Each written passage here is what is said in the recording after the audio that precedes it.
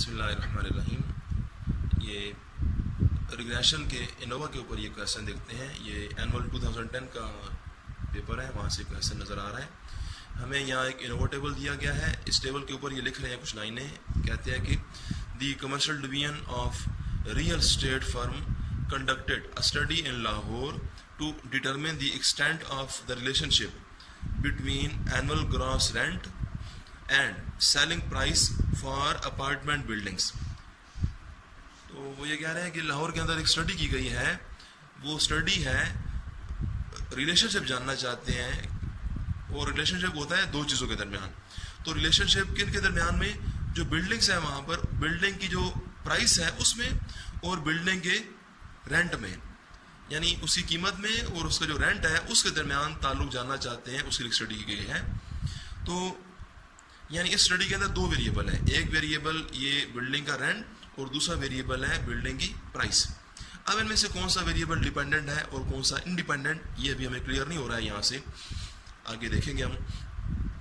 फिर हमें कह रहे हैं data were collected on several properties sold and information is as following Excel output. कह रहे हैं कि जो दो वेरिएबल थे उनका डेटा एक्सेल सॉफ्टवेयर है उसके अंदर पुट किया गया है। तो हमें वहाँ से ये इनोवा टेबल मिला है। क्वेश्चन हमारा ये है जी, इधर आते हैं। Complete the Innova table. आप इनोवा टेबल को मुकम्मल कीजिए। सबसे पहले यहाँ देखिए, ये जो जगह ब्लैंक है ये क्या है? डिग्री ऑफ फ्रीडम रिग्रेशन की। तो ये यहाँ पर जो नंबर यहाँ हमने लिखना है वो नंबर क्या होता है? वो होता है हमारी रिग्रेशन के अंदर इंडिपेंडेंट वेरिएबल्स की तादाद। तो क्योंकि आप यहाँ पर दो वेरिएबल हैं, इन दोनों में से एक वेरिएबल डिपेंडेंट होगा और एक वेरिएबल इंडिपेंडेंट होगा। तो है ही दो, तो इनमें से एक वेरिएबल हमारा इंडिपेंडेंट होगा। तो एक क्योंकि एक वेरिएबल इंडिपेंडेंट है तो इंडिपेंडेंट वेरिएबल की तादाद यहाँ आती है, इसी यहाँ पर एक आ जाएगा। ठीक है, इसीलिए उन्होंने यहाँ पर ये 1 लिखा है। DF ये सोल्यूशन है इसका, वो जो ऊपर टेबल है। तो सोल्यूशन में DF नीचे 1 लिखी है। ठीक है, ये 1 इसलिए है कि इन दोनों में से कोई एक वेरिएबल हमारा इंडिपेंडेंट है।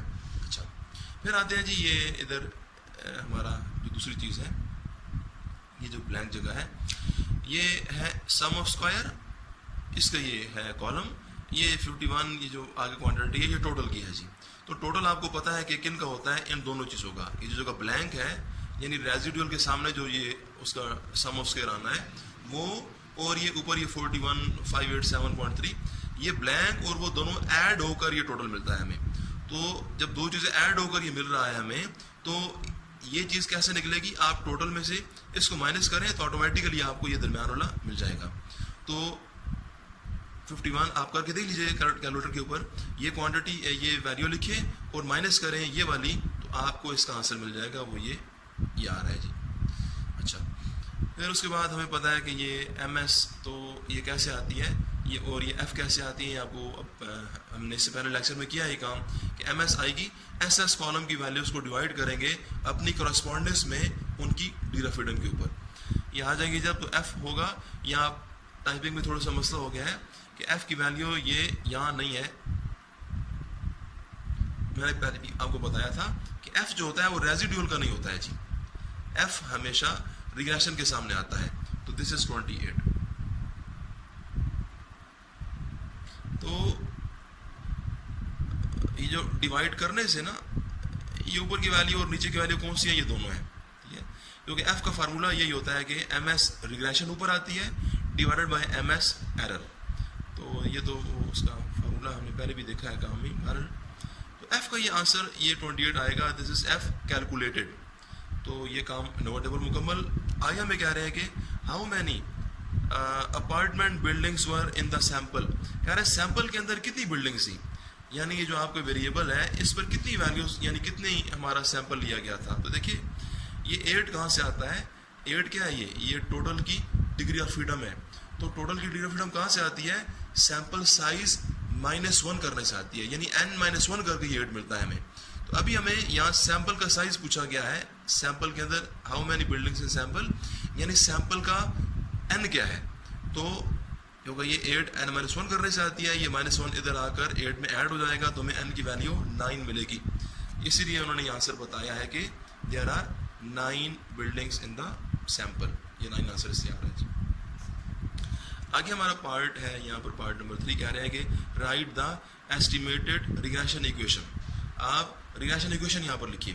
तो रिग्रेशन इक्वेशन इस फॉर्म में होती है y is equal to a plus B x.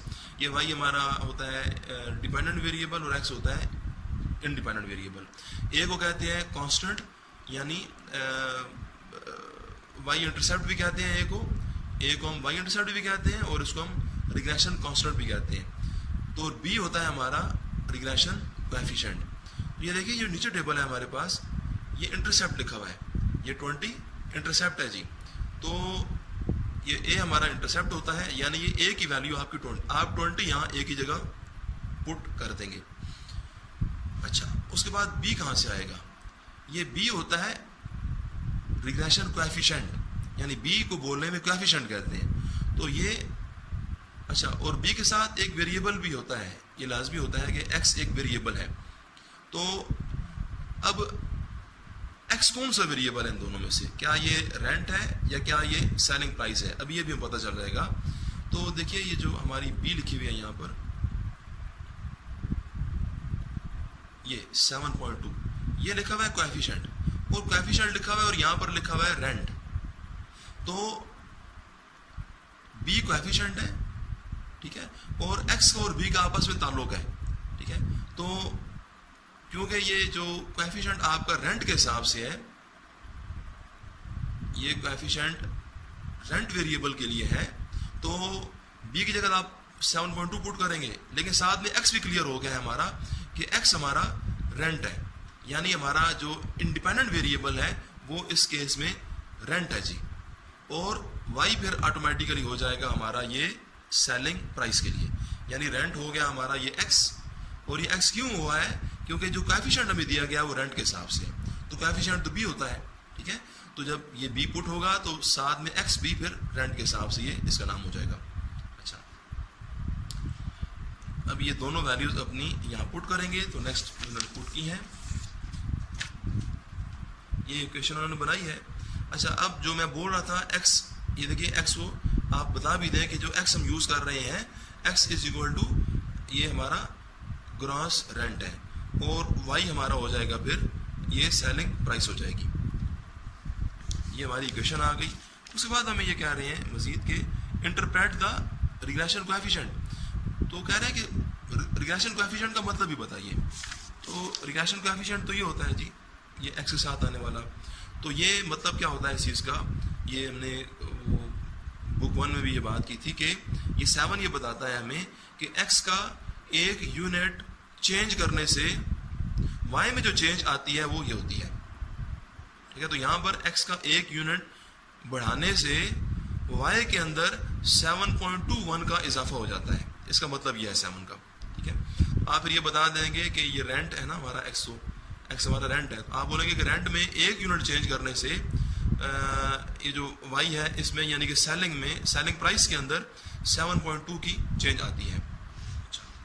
हालांकि वो तो डेटा हमारा ये कुछ थाउजेंड्स के अंदर है, ठीक है, ये थाउजेंड्स में है। तो आप बोलेंगे कि x में 1000 चेंज करने से y के अंदर 7.21,000 की चेंज आती है। अच्छा जी, ये तो हो गया हमारा इंटरप्रिटेशन इसकी। बाकी हमारा फोर्थ पार्ट है, यहाँ कह रहे हैं use f test to determine whether the selling price is related to annual gross rent. कह रहे हैं कि जो सेलिंग प्राइस वेरिएबल है और ग्रॉस रेंट वेरिएबल है, इन दोनों वेरिएबल के दरमियान रिलेशन है भी या नहीं, ये आप एफ टेस्ट की मदद से बताइए। और अल्फा यहाँ पर यूज करनी है 0.05, तो ये उन्होंने किया है। उन्होंने यहाँ पर टेस्ट किया beta equal to 0। Beta equal to 0 इसलिए टेस्ट कर रहे हैं कि पॉपुलेशन मॉडल के अंदर बीटा, ये जो एक्स के साथ जो लिखा है ना, ये तो सैंपल की वैल्यू है। तो पॉपुलेशन डेटा के अंदर हमारा जो एक्स वेरिएबल होगा, उस एक्स के साथ पॉपुलेशन के साथ बीटा आता है, फिर वो हमारा पॉपुलेशन का मॉडल इस हिसाब से बनेगा अल्फा प्लस बीटा एक्स, वो पॉपुलेशन का होगा। तो वो बीटा को 0 टेस्ट कर रहे हैं। बीटा को 0 इसलिए टेस्ट कर रहे हैं कि बीटा 0 होने का मतलब ये होता है कि एक्स में जब एक यूनिट चेंज किया जाए तो वाई में 0 चेंज आए, क्योंकि बीटा 0 होगा तो इट मीन्स कि एक्स में तब्दीली करने से वाई में 0 तब्दीली आ रही है, यानी वाई में कोई तब्दीली नहीं आ रही है। तो ऐसा जब एक वेरिएबल में चेंज लाई जाए और दूसरे में चेंज ना आ रही हो, इट मीन्स कि उन दोनों में रिलेशनशिप नहीं है, ये उनमें रिलेशन नहीं पाया जाता है, इसीलिए वो एक में तब्दीली करने से दूसरे पर फर्क नहीं पड़ता है। अच्छा, तो यानी पॉपुलेशन मॉडल का बीटा, ये बीटा 1 लिखा हुआ है उन्होंने, आप सिर्फ बीटा लिख दीजिए क्योंकि हमने अल्फा प्लस बीटा के हिसाब से एक जेन बनाया हुआ है। तो beta is equal to 0 versus beta is not equal to 0, ये टेस्टिंग है जी। Step number 2 alpha, number 3 test statistic MS regression divide by MS error, calculation F, ये इनोवा टेबल में ये हमारी वैल्यू आई हुई है 28, तो ये वो है जी। क्रिटिकल रीजन, तो क्रिटिकल रीजन ये उन्होंने लिखा है इस तरह से, ये ब्रैकेट में उन्होंने अल्फा लिखा है, हम लोग क्यों यूज़ करते रहे, F calculate greater than F alpha v1 v2, तो एफ कैलकुलेट ये 28, एफ अल्फा यहाँ पर 0.05 आपका ये ऊपर वाला, v1 v2 ये होते हैं जी इनोवा टेबल के अंदर, ये जो ये 1 v1 है और ये 7 हमारा v2 है। तो यहाँ 1 और यहाँ 7 पुट करेंगे, एफ के टेबल में जाएंगे तो आपको ये वैल्यू मिलेगी 5.59। आगे आपको पता है कि हम फिगर बनाते हैं और फिगर की राइट टेल के ऊपर ये वैल्यू प्लॉट करते हैं, अपनी ये वैल्यू देखते हैं कि वो क्या एक्सेप्टेंस रीजन में आती है, ये रिजेक्शन रीजन में जाएगी, क्योंकि ये 28 बड़ा है 5 से, वो राइट साइड पे चला जाएगा उसके, तो जो रिजेक्शन रीजन में जाएगा। तो आप डिसीजन देंगे यहाँ पर कि we reject H naught and conclude that selling prices related to annual, कि इनमें ताल्लुक है, क्योंकि जब आप अभी आपकी रिजेक्शन रीजन में जाएगी, आप एच नॉट को रिजेक्ट करेंगे, यानी बीटा इक्वल टू 0 का हाइपोथेसिस आप रिजेक्ट करेंगे, यानी कि एक्स और वाई के दरमियान रिलेशनशिप है, यानी उनमें में कोई ताल्लुक पाया जाता है, क्योंकि उनकी बीटा 0 वाला हाइपोथेसिस रिजेक्ट हो गया है, यानी उनका बीटा 0 के बराबर नहीं, पर हमारा अब ये है इसमें।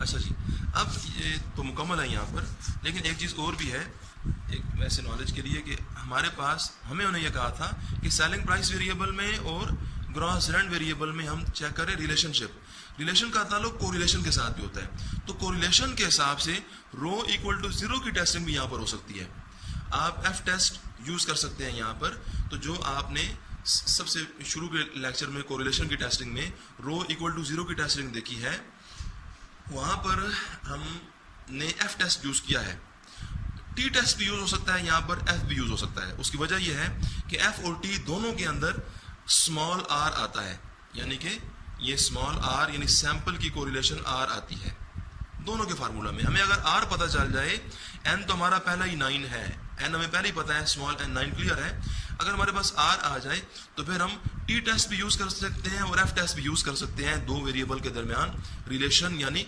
कोरिलेशन चेक करने के लिए। तो rho equal to 0 versus rho not equal to 0 की टेस्टिंग वही प्रोसेस आप कर सकते हैं यहाँ पर। वो कैसे, आर कहाँ से पता चलेगा, इससे पहले लेक्चर में आप देखिए कि इनोवा टेबल के अंदर हमने आर कैसे हासिल किया है, वो जो आर हासिल करने का तरीका है उस तरीके से आप इस एस एस कॉलम का यूज करके ना आर हासिल करेंगे। वो आप पहला लेक्चर देखिए, जब आर आ जाएगी और एन आ जाएगी तो फिर आप इस प्रोसीजर के बगैर भी कोरिलेशन की टेस्टिंग की मदद से भी दो वेरिएबल के दरमियान रिलेशनशिप यानी कोरिलेशन चेक कर सकते हैं। ओके, अल्लाह हाफिज़।